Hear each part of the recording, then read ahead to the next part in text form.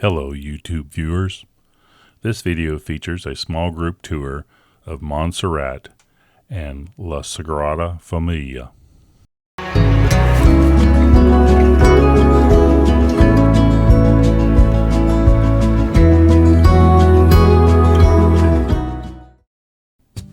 It took about an hour to drive up to Montserrat from Explore Catalonia's offices. About a half hour into the drive, we started seeing some really great views of Montserrat, even though it was kind of cloudy here at first. We booked our tour through Expedia for Explore Catalonia. Originally, there was supposed to have been another couple with us in the car, but they didn't show, so we got a private tour, and it was great. I highly recommend Explore Catalonia if you're going to take tours in Barcelona. We can't remember our guide's name, but he gave us great information all the way up and back to Montserrat and while we were there. He gave us great advice on how to spend our time to make the best use of it while we were up here.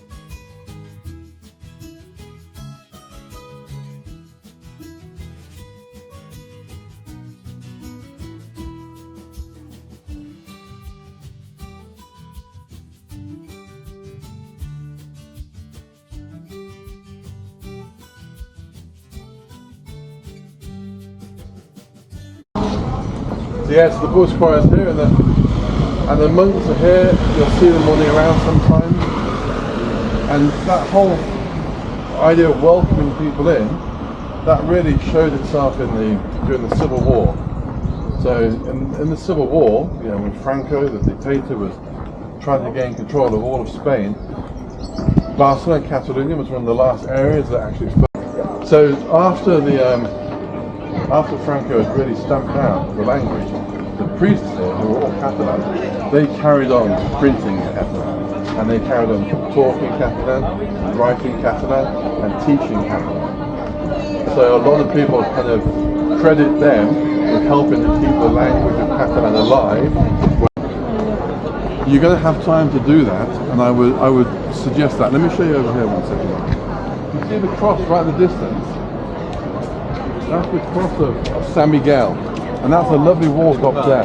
It's a little bit steep, but I think you guys will be absolutely fine. It takes about 20 minutes to walk up there, and you can walk down the cross and you get stunning views right down the valley and back here as well. It's really, really worth it.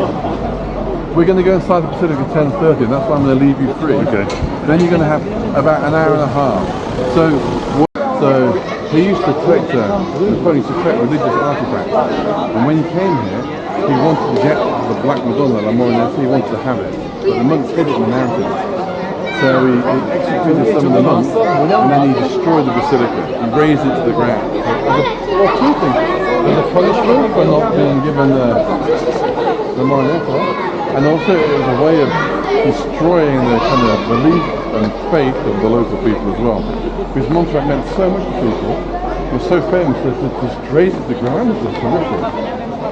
So that was in 1811, and by 1830, all the monks that were here had left.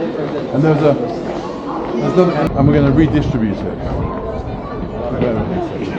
But what happened was that the church said, anybody who takes part in selling that land or buying that land, we're going to excommunicate them. Knock down to rebuild the basilica.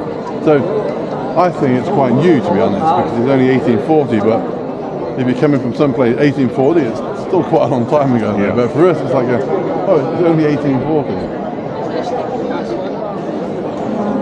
I want to show you a room over here. That, like I said, people are still coming from all over the world to make a pilgrimage here or to pray.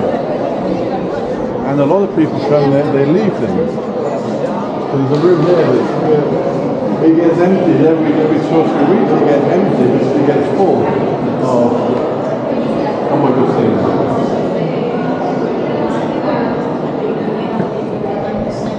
So this will get busier and busier. So someone's left a walking stick of some description. Someone's got married and left their wedding dress here. So all different things. I mean, some Christian gown, and sometimes you find bags of medicine or license learner driving plates. Sometimes you find prosthetic limbs. I don't know what they're doing here. So I always find it quite kind of moving because everything has either got a really sad story with it or a really happy story with it. So it's it just gets busier and busier and busier. So if you want to see the mass, you get inside before the mass starts, and you're in there. And sometimes the voice choir sings a little bit, so you can see a bit of the voice choir.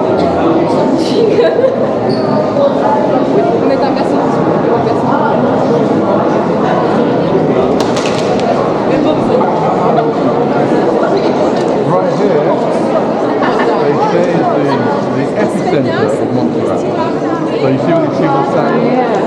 So a lot of people saying that they stand there and kind of feel some energy in you. Or if you get struck by a bolt of lightning, then you've been a really bad person. take your chances. Any questions? What line No, is that? have to go and see the Black Madonna. So if you come in here, I'll take you straight outside the basilica. I'll walk in here and I'll leave you.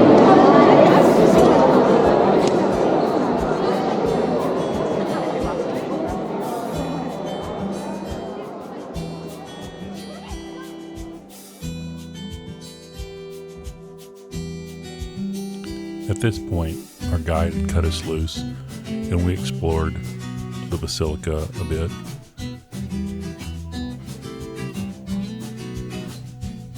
It was beautiful inside.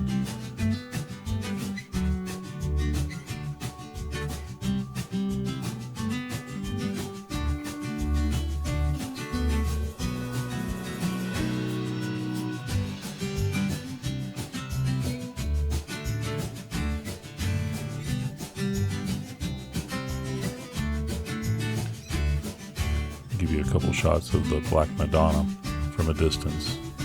We didn't want to spend the time to wait in the long line to go up there and see it. We wanted to get up on top of the mountain.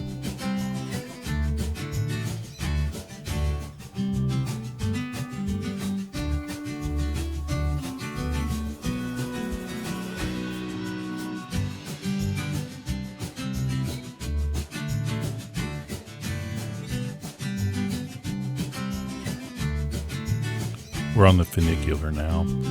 The cost was about $34 US. It runs every 20 minutes. There are 2 trains, and you'll see the other one as we pass by it here shortly.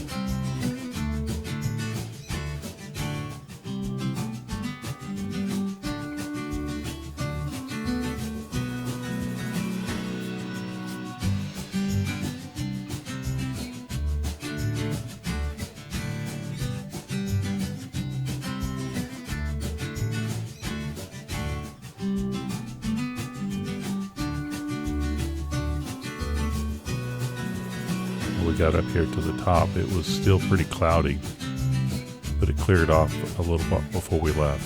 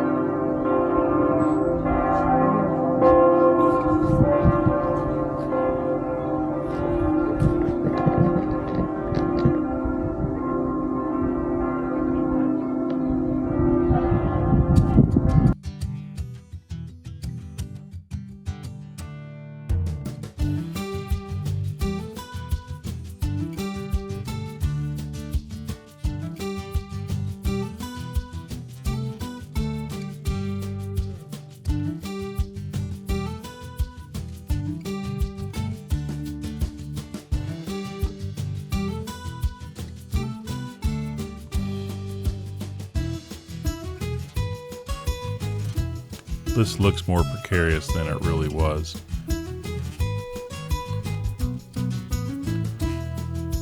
We didn't come across many guardrails to keep you from going places. So it was pretty wide open, and you'll see some different spots where it's just a sheer drop if you were to walk off the path.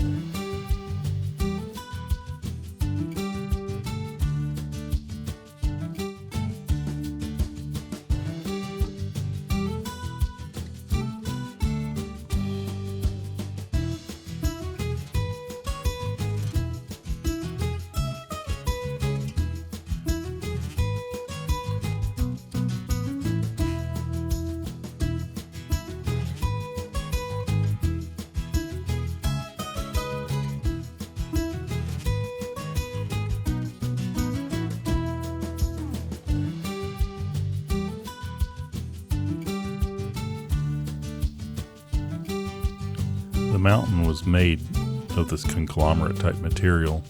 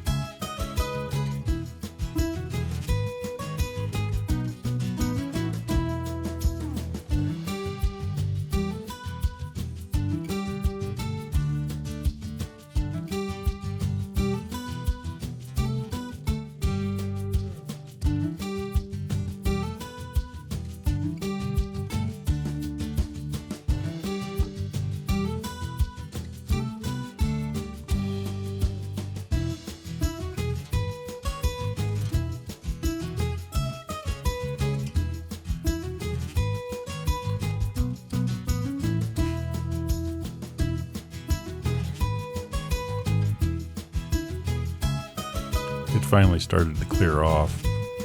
We started getting some great views of the mountain. We're about 1,000 meters from sea level here.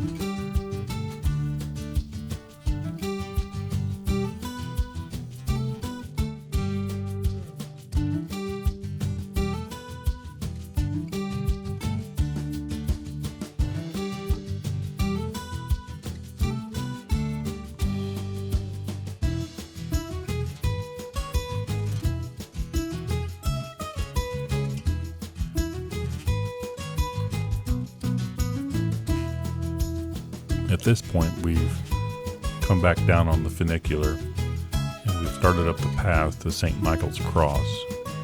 It's a steep path and mostly uphill all the way.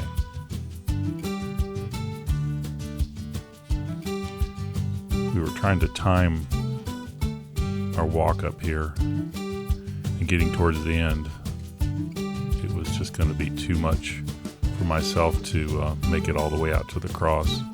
So I stopped at a higher vantage point while Tani went on out to the cross.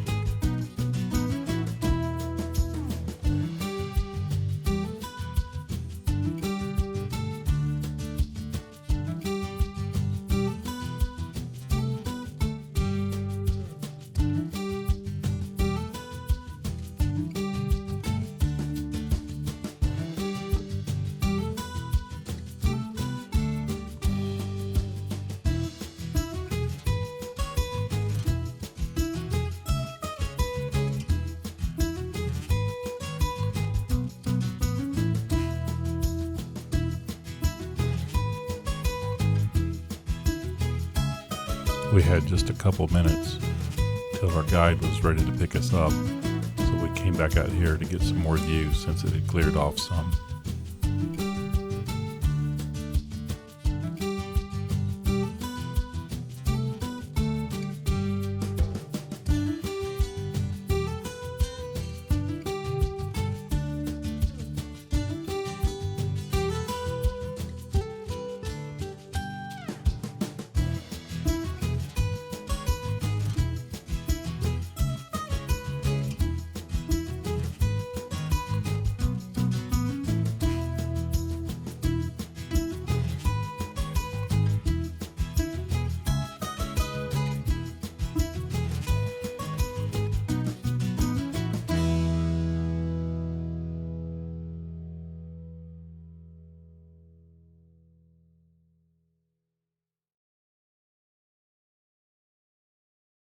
So you look back, you get a really good view of Montserrat here as well now. Oh, yeah. So where we're looking now, you see there's a radio mast at the very top. Yes. And then right in front of me there are two very similar columns. Uh-huh. The one on the right is called San Jerome, and that's about 1,200 and about 1,300 meters high.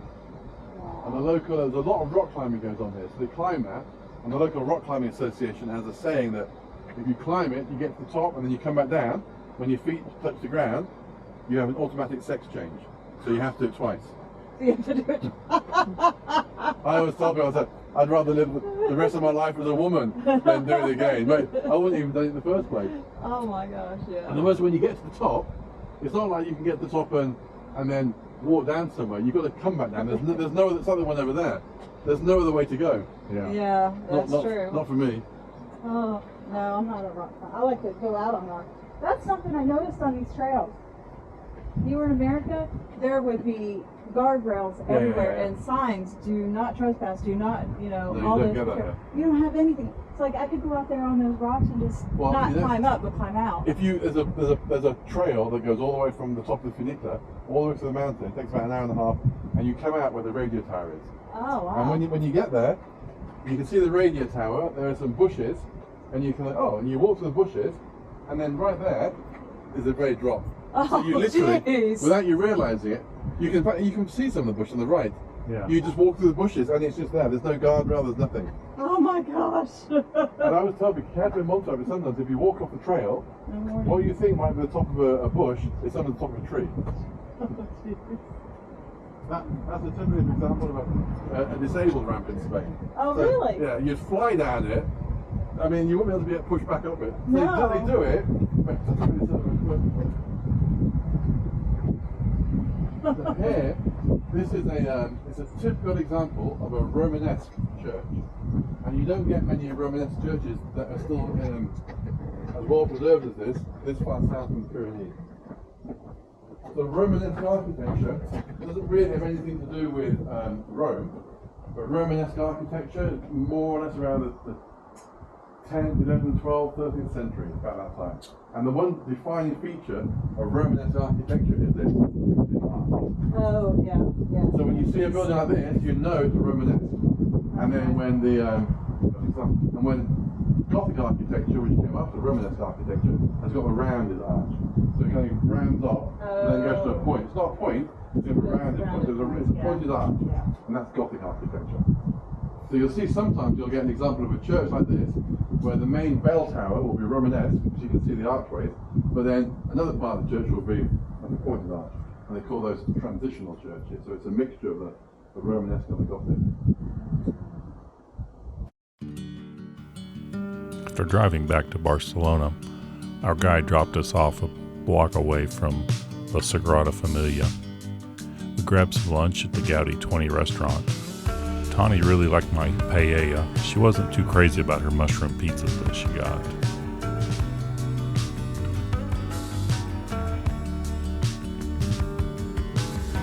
As part of our tour at Montserrat, we have tickets to La Sagrada Familia.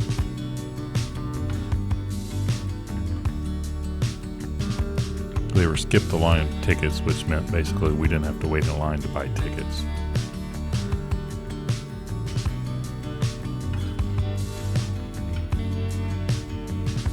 but as you'll see a little later on, the line really wasn't too bad when we went in.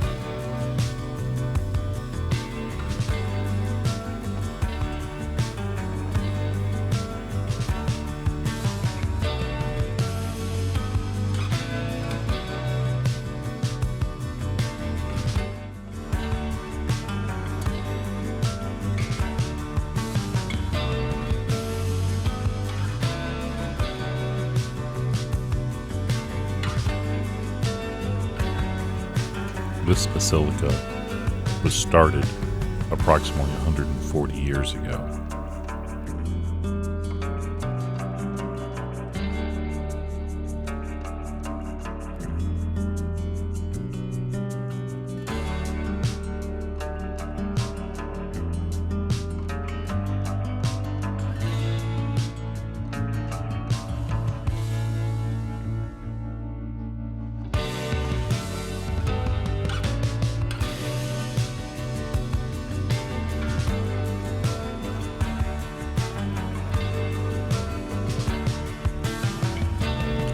We entered the basilica on the nativity side.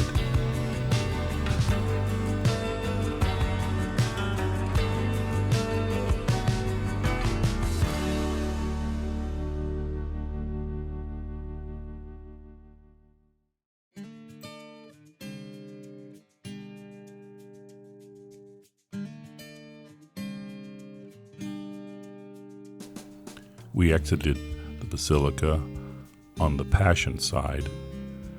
It has many scenes portraying the Stations of the Cross and other events leading up to the death of Christ.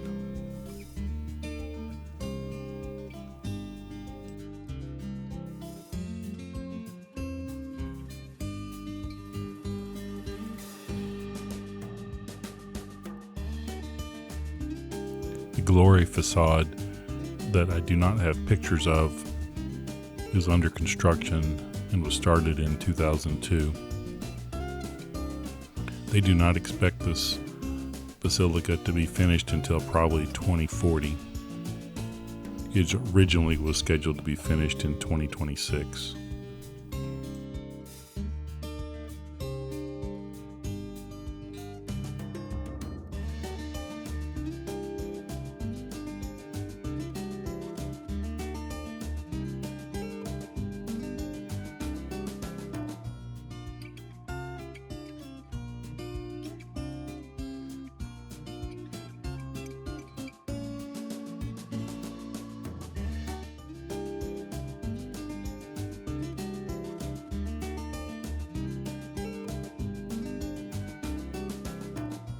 After finishing our tour, we took a 30-minute walk back to our hotel.